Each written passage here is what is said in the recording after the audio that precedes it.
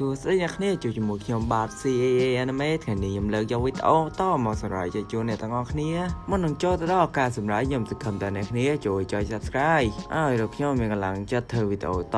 អូខេកុំឲ្យខាតពេលយូរយើងចូលសាច់រឿងយើងទាំងអស់គ្នាសាច់រឿងយើងនៅភាគ5លេង flashback នៅក្រោយបន្តិចគឺនារីម្នាក់នេះហើយគឺនៅពីភាគមុននាងកំពុងតែចេញពីកន្លែងផឹកស្រានាងក៏ថាមិនល្អនោះទេតែកំពុងជិះតាក់ស៊ីនោះម្ចាស់តាក់ស៊ីនិយាយរឿងមិនល្អឲ្យនាងស្ដាប់ហើយនាងក៏សុំចុះបាត់ទៅពេលនាងកំពុងតែដើរតាមផ្លូវនាងគិតថានាងផឹកស៊ីជាមួយនឹងក្រុមការងាររបស់នាងគឺមិនល្អនោះទេពួកគេចង់តែរំលោភបំពានទៅលើសិទ្ធិរបស់នាងហើយរកនាងមានឈ្មោះថាខៃយូស៊ូមេចឹងហើយខ្ញុំសុំហៅស៊ូមេទៅស្រួលហៅហើយពេលនេះស៊ូមេនាងកំពុងតែដើរត្រឡប់ទៅផ្ទះកំពុងតែដើរនោះស្រាប់តែនៅឃើញរឿងអ្វីមួយពេលនេះនាងកំពុងតែស្រួលខ្លួនចឹងហើយគូទៅម៉ាសាឲ្យស្រួលខ្លួនម្ដងកន្លែងនោះហើយជាឋានសួគ៌របស់នាងចឹងហើយនាងដើរកាត់ទីនេះហើយត្រូវតែទៅស៊ូមេនាងដឹងដោយសារគឺនូណាធ្លាប់ហៅពេលទៅទីនោះហើយធ្វើឲ្យស៊ូមេនាងមានអារម្មណ៍ល្អខ្លាំងណាស់ចឹងហើយលើកនេះនាងនឹងមកទៀតសេវាកម្មនេះមិនអាចចោលនោះទេនោះហើយជាមូលហេតុដែលនាងមកទីនេះឃើញតួឯប្រុសរបស់យើងហើយតពីភាពមុននោះណានាងក៏បានថានាងនឹងផ្ដោតស្នាមថើបទៅឲ្យលោកបើលោកធ្វើសេវាកម្មនេះចំនួននាងស៊ូមេពីនេះនាងកំពុងតែចាំយូរខ្លាំងណាស់ហើយក៏និយាយថាកាលណាចេញមកគឺចេញមកហើយតារា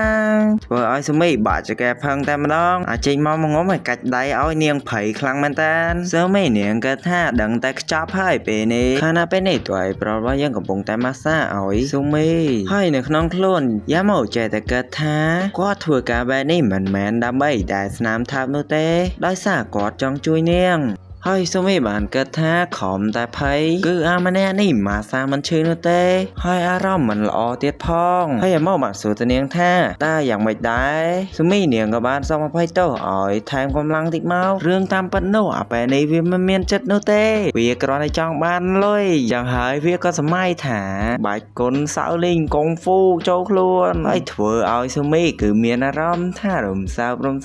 ពិតជាល្អខ្លាំងមែនតើស្រាប់តែមិនទាន់បានប្រហែលនោះធ្លាក់ទឹកដៃវិញហើយ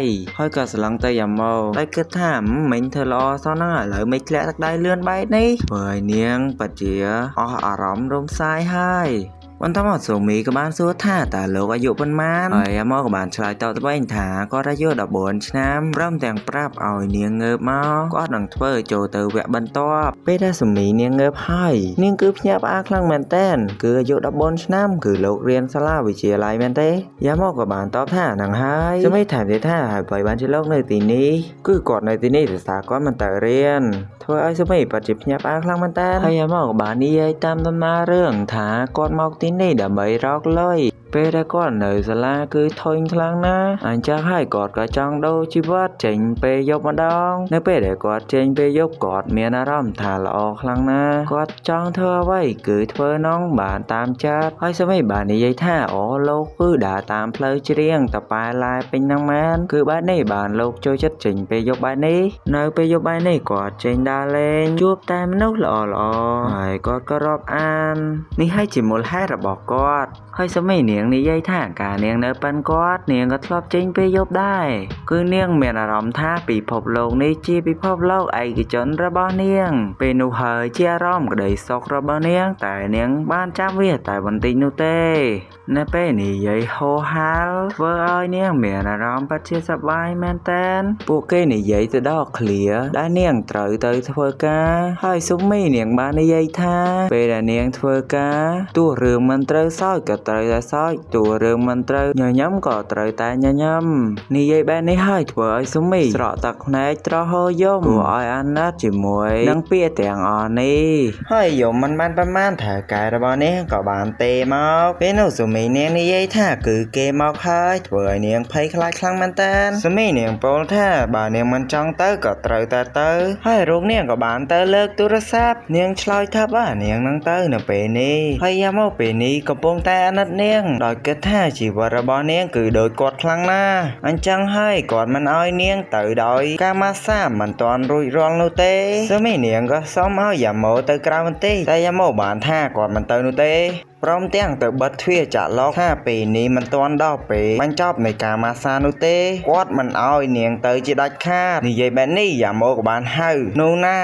ណាក៏អើតក៏ចេញតាមចិញ្ចាំងដោយនិយាយថាមេរឿយកាឡើងបានជាលោកចាក់ឡុកបែបនេះហើយយ៉ាម៉ូបានឆ្លើយទៅវិញត្រូវតែហាមឃាត់នារីម្នាក់នេះគឺហាមឃាត់នាងមិនឲ្យទៅធ្វើការនោះទេនោះណានាងលើបែបនេះក៏យល់ហើយក៏បានទៅចាប់សុមីចាប់ក៏វែងតាមប្អូចបាត់ទៅគឺបែបនេះមែនទេយ៉ាម៉ូថាមិនមែននោះទេ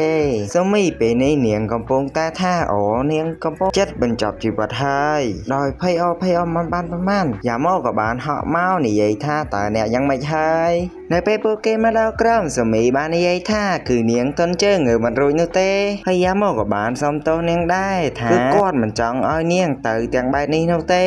គឺគាត់ឃើញនាងយំនោះអីហើយរូបនាងធ្វើអ្វីដោយមិនបាច់បង្ខំខ្លួននោះទេសុមីនាងនិយាយថាគឺឯងនៅក្មេងឯងមិនយល់នោះទេការធ្វើការមិនដូចទៅសាលាទេពេលនេះឯងមិនទាន់យល់អារម្មណ៍ពីមនុស្សពេញវ័យយ៉ាម៉ូក៏បានឆ្លើយទៅវិញថាទោះគាត់មិនយល់ពីអារម្មណ៍មនុស្សពេញវ័យមែនហើយគាត់មិនអាចបង្ខំខ្លួនឯងធ្វើអ្វីមួយដែលគាត់មិនចង់ធ្វើទេដូចជានាងឃើញហើយគឺនោះណានាងគឺជាបិសាចហើយគាត់មកទីនេះដើម្បីខ្លាចទៅជាបិសាចដូចគ្នាអញ្ចឹងហើយយើងកើតជាមួយនឹងពិភពលោកមួយនេះយើងមិនបាច់ហាមឃាត់សិទ្ធិខ្លួនឯងនោះទេយើងចង់ធ្វើអីធ្វើនេះធ្វើនោះមិនបាច់សន្ធិដ្ឋក្រោមបញ្ជាគេនោះទេ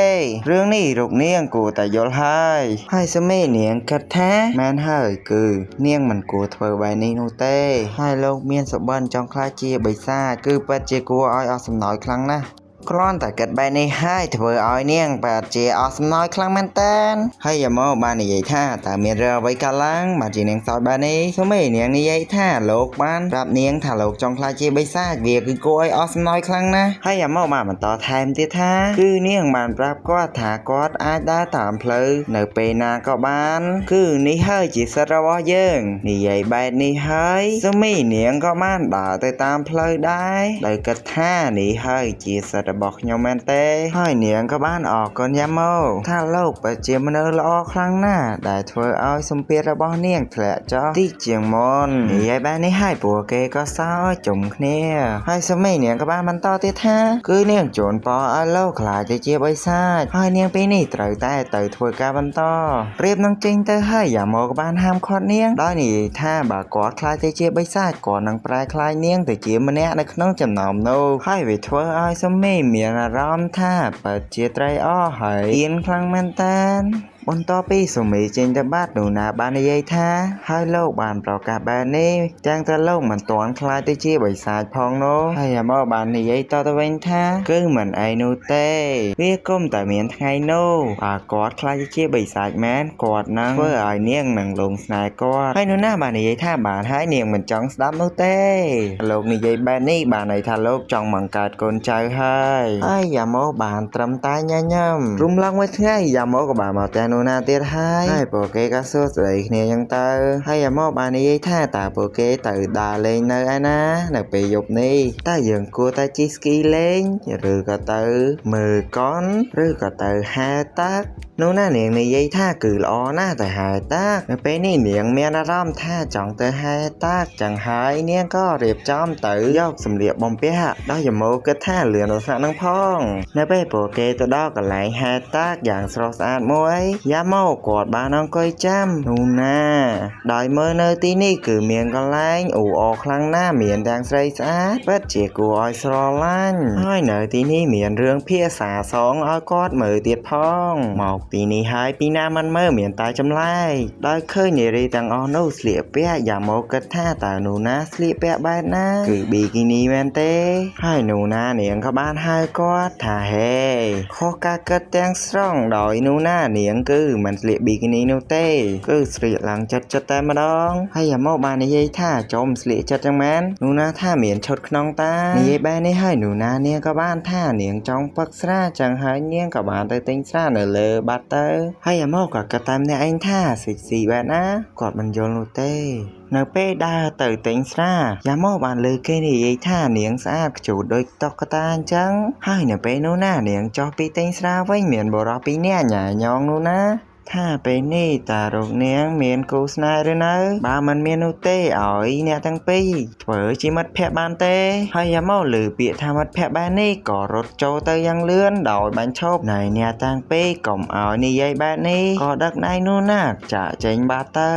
ហើយនៅពេលដើរតាមផ្លូវនោះណាបានហៅយ៉ាម៉ូថាតើលោកខឹងនាងមែនទេឲ្យនាងសុំទោសផងគឺបរិសទាំងពីរនាក់នោះទេដែលមកប៉ុនប៉ងចង់ញ៉ានាងយ៉ាម៉ូបានឆ្លើយតទៅវិញថាមិនខឹងនោះទេគឺគាត់មិនចង់ឲ្យបរិសទាំងពីរនាក់នោះនិយាយពាក្យមិត្តភក្តិដាក់នាងព្រោះគាត់នោះទេគឺជាមិត្តភក្តិរបស់នាងគឺមិត្តភក្តិតែម្នាក់គាត់នោះណានិយាយថាតើលោកមិនចង់ទៅលេងអាងទឹកទៀតទេមែនទេហើយយ៉ាម៉ូថាប្រកាសណាព្រោះគាត់មិនចង់ជួបមនុស្សទាំងអស់នោះលើបែបនេះហើយនោះណានាងក៏បានចាប់អោបទូប្រុសរបស់យើងរួចហោះទៅកន្លែងអាងទឹកនៅសាលាដែលយ៉ាម៉ូរៀននោះណានាងនិយាយថាលេងនៅទីនេះក៏បានដែរហើយនាងក៏បានហោះចុះទៅយ៉ាងលឿន